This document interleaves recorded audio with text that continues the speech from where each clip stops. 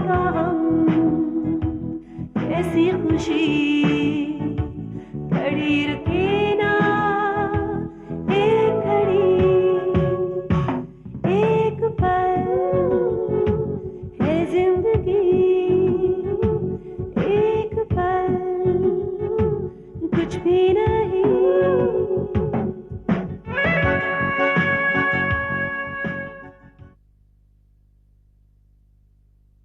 जब तेरी मम्मी घर छोड़कर भाग गई थी तो तेरे पापा जैसे सबसे रिश्ता ही तोड़ लिए। इस बेचारी का तुझसे मिलने को बहुत दिल करता था, तड़प उठती थी तुझसे मिलने के लिए। हाँ बेटा, ये ठीक कह रहे हैं। और तेरे कैंसर की खबर सुनते ही हमने इससे कहा कि भाई साहब से झगड़ा होता है तो हो जाए, हम रजत से मिलने के लिए जरूर जाएंगे।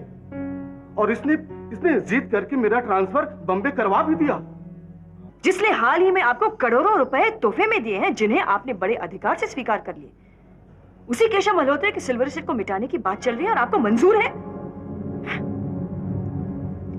मंजूर है, बेशक मंजूर है, क्योंकि सिल्वर स्टेट था ही क्या, केशव मल्होत्रा की अय्याशी का अड्डा।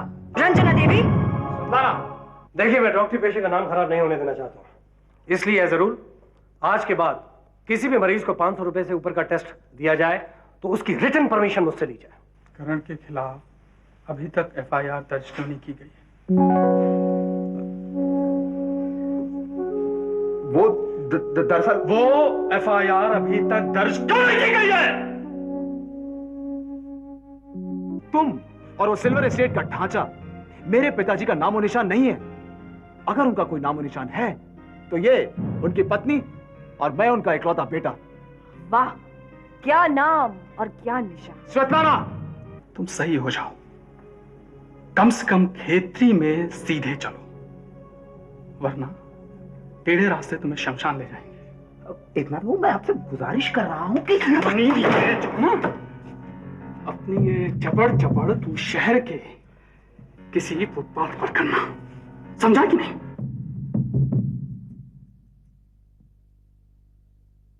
मैं तो जैसे ही सच्चाई को भूल सा गया था और इसीलिए इस दौरान स्वेतलाना को बर्दाश्त करता रहा। लेकिन आज जब पलट कर देखता हूं तो स्वेतलाना की खुदगर्जी बड़ी साफ नजर आती है मुझे। मल्होत्रा खानदान या मल्होत्रा इंडस्ट्री से उसे कभी कोई लगाव नहीं था, कोई सरोकार नहीं था। वो एक ऐसी एम्बिशियस औरत है जो बिना किसी के नुकसान की परवाह किए अपने मकसद को हासिल करती चली गई। सच में था, अगर स्वेतलाना डैडी की जिंदगी में ना आती तो मल्होत्रा खानदान बहुत ज्यादा मजबूत होता। ऋषभ, पूरे मसले को लेकर तुम्हारा नजरिया ही गलत है। सिल्वर एस्टेट को हासिल करके मल्होत्रा इंडस्ट्रीज को बचाने के इरादे को ठोस करो, ताकि स्वेतलाना को लेकर दिल में दबी छिपी नफरत को ताजा करो। मेधा, नफरत जितनी ताजा रहेगी मेरे इरादे उतने ही ठोस होते जाएंगे। ऋषभ, ये गलत है, तुम्हें ज्यादा दर्द होगा, मुंह में कड़वाहट से भर जाएगी। नजरिया बदलने से हकीकत नहीं बदल जाती मेधा, और हकीकत यही है कि स्वेतलाना एक ऐसा नाम है जो जबान पर आते ही मुंह में कड़वाहट भर जाती है। लेकिन मेरे नजरिए से ज्यादा फर्क नहीं पड़ने वाला, क्योंकि मल्होत्रा इंडस्ट्री की तरफ से सिल्वर एस्टेट का केस तुम लड़ोगी। लेकिन यह केस लड़ते वक्त एक बात जरूर याद रखना, स्वेतलाना उस औरत का नाम है जिसकी वजह से मेरे बचपन को बाप का प्यार अधूरा ही मिला है।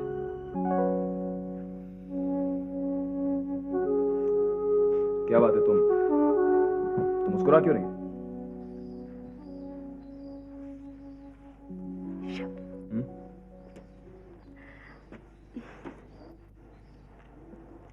आज से 3 साल पहले जब मैं पहली बार मल्होत्रा इंडस्ट्रीज में आई थी, तुमसे पहली बार मुलाकात हुई थी। तुम चेयरमैन थे और मुझे सबसे पहला केस सिल्वर एस्टेट का ही सौंपा गया था। तब भी तुम्हारी आवाज में इतनी ही नफरत थी स्वेतलाना को लेकर। और इत्तेफाक देखो, आज 3 साल बाद भी मल्होत्रा इंडस्ट्रीज की तरफ से मुझे फिर से वही केस मिल रहा है और तुम्हारी नफरत में भी रत्ती चुटकी भर भी फर्क नहीं है।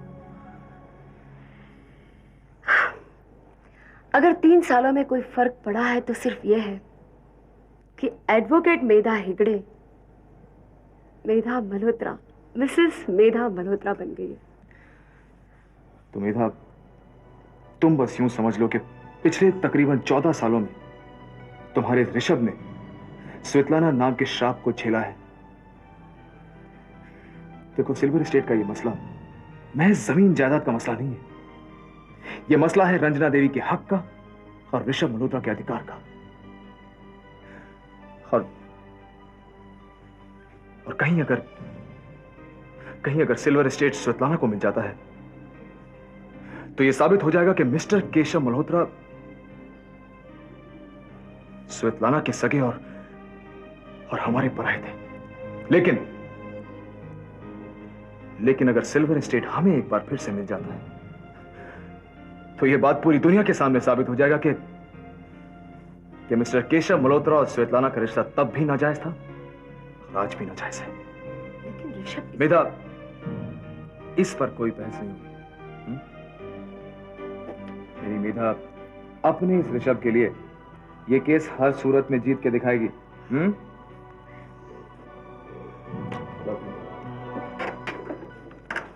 भैया आओ, त्यागी, आओ, अंदर चले आओ।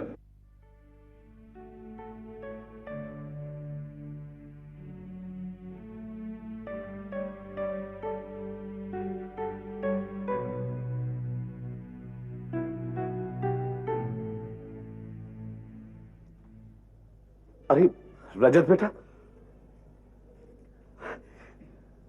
आओ बेटा, बैठो बैठो। तुम्हारी मम्मी आई मीन सरस्वती जरा मंदिर तक गई है, अभी लौट के आ जाएगी। और रजत? मैं ठीक हूं। आप लोग कैसे हैं? क्या बताओ बेटा, घर में जब कोई इंसान दुखी होता है तो सारा घर दुखी हो जाता है। और तुम तो सरस्वती का दुख जानते हो ना। वो लाख कोशिश करे कि किसी को पता नहीं चले, लेकिन इतना बड़ा दर्द छुपाना किसके बस की बात है। और जब दर्द हद से ज्यादा बढ़ जाता है तो मंदिर जाके बैठ जाती है।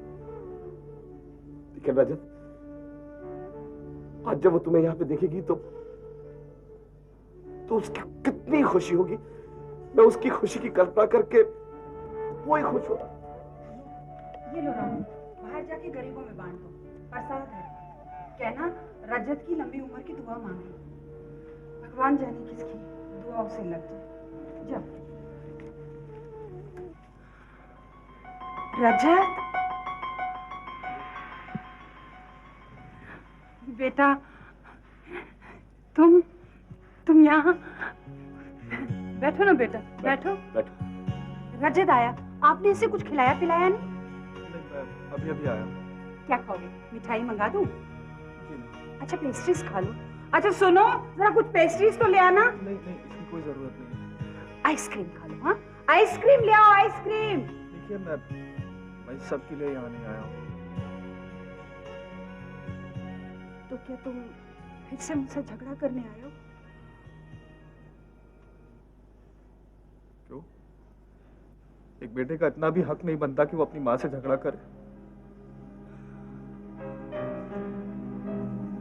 माँ, मेरा बच्चा, मेरा राजा,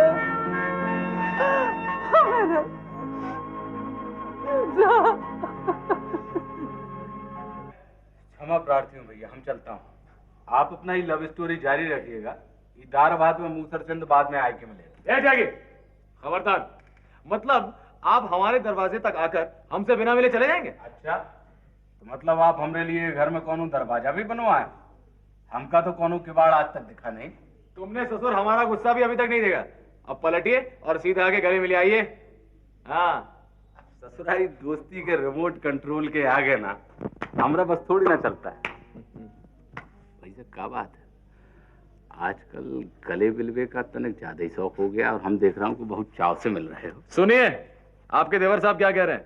गले मिलकर गंदी गंदी बातें सिखा रहे हैं मुझे। हाँ लीजिए, अब गले लगाइएगा तो हम गले तो पड़ूंगा ही ना। वैसे आप हमका एक बात बताइए, आप इनके साथ शादी काहे नहीं कर लेती हो? त्यागी, हमारी शादी तो हो चुकी है। हाँ यार, क्या मजाक कर रहे हैं? तू जानता तो है कि हमारी शादी हो चुकी है। मैं जानता तो हम हूँ, हाँ, पर ये इन्फॉर्मेशन पे हमका तनिक शक हो गया था। काहे आप हमका देख के भौजी से ऐसे छिटक के खड़े भाई जैसे ही आपका बीबी ना हो कि कोनो पड़ोसन हो। नहीं, हंसने का बात नहीं है, ये तो आपके जन्म सिद्ध अधिकार टाइप का बात है भाई। जब 7 फेरे लगाने का मेहनत ये किए हैं तो सीना ठोक के तनिक गले मिलिएगा। ऐसा क्या? और क्या? आओ एक बार। वैसे मिस्टर त्यागी, मैं ये देख रहा हूँ कि आजकल आपको अधिकारों के बारे में कुछ ज्यादा इंफॉर्मेशन मिल गई। त्यागी की आंखों में आजकल कजरा वजरा नहीं दिख रहा है तुम्हें? कजरा?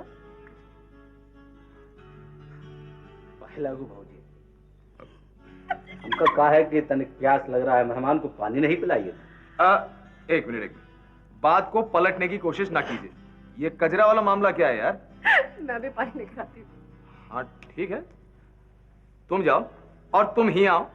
आओ आओ आओ मेरे भाई, ये कजरा कजरी वाला मामला क्या है?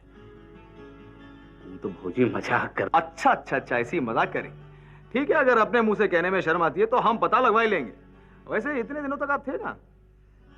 क्या बताएं भैया, हम सोचा था कि जब हम शराफत का जिंदगी में मैदान मार लूंगा ना, तब हम आपसे आए तो मिलूंगा।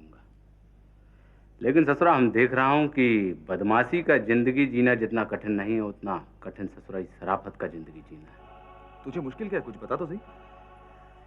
क्या बताऊं हम आपको, इस ससुरा शराफत का चक्कर में हम 2 ठो जिम्मेदारी अपने ऊपर ले लिया। एक ठो वो मुरारी और दूसरा वो कजरी। काम धाम कछु हमारे पास है नहीं। इस दौरान हम भूख का भी तजुर्बा कर लिया। त्यागी, अपनी ये अफलातून बातें अपने पास ही रख। भूख का भी तजुर्बा कर लिया हूं। तू या तेरी जिम्मेदारियों को अगर भूख का सामना करना पड़े तो इस रिश्ते को दफन करने के बाद करना। बात करता है। मेधाब, जरा मेरा ब्रीफकेस लाना। ठीक त्यागी, मैं फिलहाल तुझे 50,000 रुपए दे देता हूं और कभी भी किसी भी वक्त और जरूरत पड़े तो मुझे मांग लेना यार। भैया, हमरा एक ठो काम आप और कर दीजिए। बोलना। वो मुरारी है ना, वो ससुरा बेरोजगार है, उसका कोनो नौकरी का इंतजाम हो जाए। बस यूं समझ ले कि हो गया, उसे मेरे पास भेज देना। और त्यागी, तू और तेरी जिम्मेदारियां मेरी भी जिम्मेदारियां हैं, लेकिन कहीं इन जिम्मेदारियों को पूरा करते करते अगर तूने अपने पुराने वाली जिंदगी का कोई काम कर दिया ना, तो ये याद रखना कि तेरी सबसे बड़ी मुश्किल मैं बन जाऊंगा। आई बात समझ में?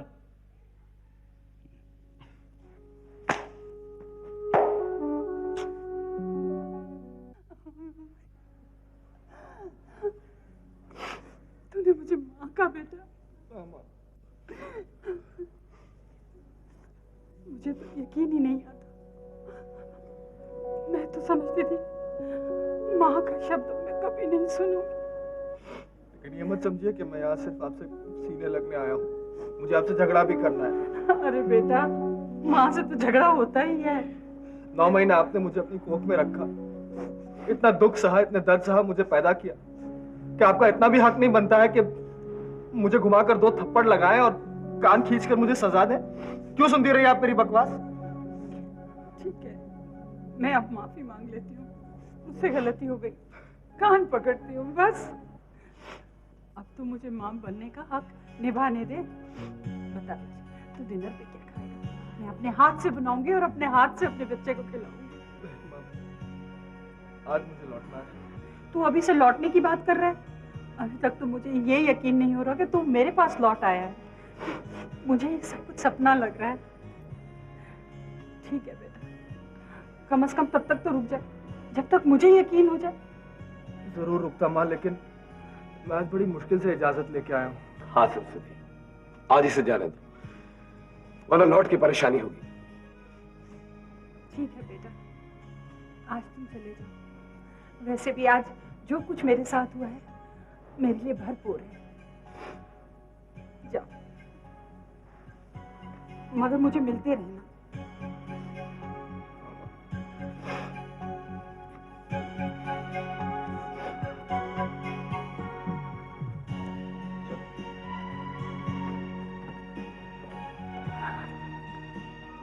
साथ क्या हो रहा है? तुम्हारे धैर्य का फल तुम्हें मिल रहा है सरस्वती, लेकिन एक गड़बड़ है जो आगे जाके एक बड़ी प्रॉब्लम बन सकती है। क्या? रजत के पिताजी ने अपनी सारी जायदाद रजत के नाम कर दी है, जो करीब 200 करोड़ की है। तो आगे जाके लोग कह सकते हैं कि तुम रजत के पास उसकी दौलत की वजह से लौट के गई।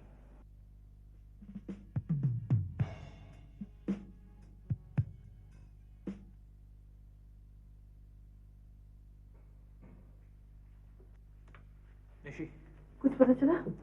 कुछ नहीं निशी। तुमने उसके फ्रेंड से पूछताछ की? मैंने नीतू के 8-10 फ्रेंड्स को फोन किए, लेकिन उन लोग खुद हैरान थे कि मैं नीतू के बारे में पूछताछ क्यों कर रहा हूँ। मुझे तो रितु की एटीट्यूड पर हैरानी हो रही है। जिस दिन से गई है, ना एक फोन किया ना कुछ खबर दी है।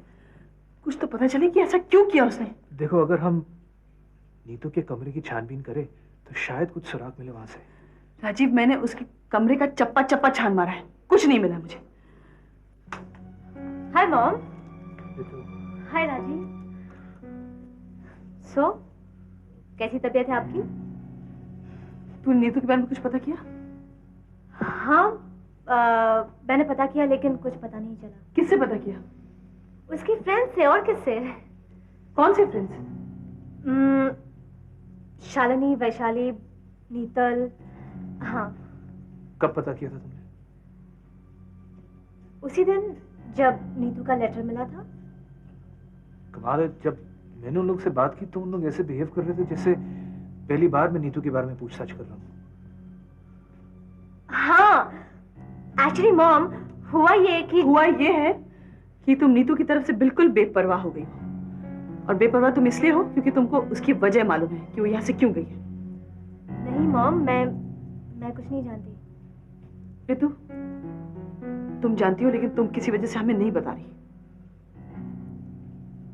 बताओ, क्या वजह है? मैं कुछ नहीं जानती। देखो, हमें बता दो, तलाशी करने में आसानी हो जाएगी।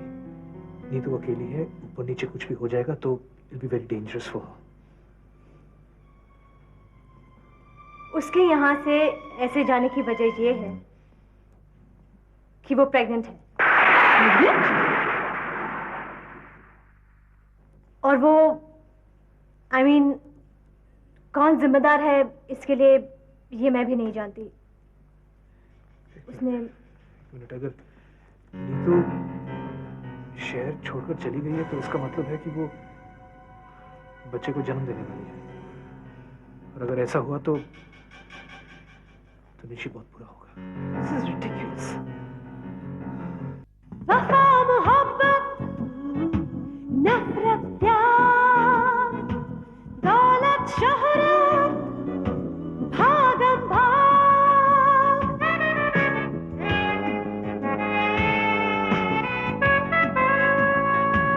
अंधा कुआं, जहरीले नाम, अपना सुर, बेगाना राग, एक हाथ में तस्बीह माला,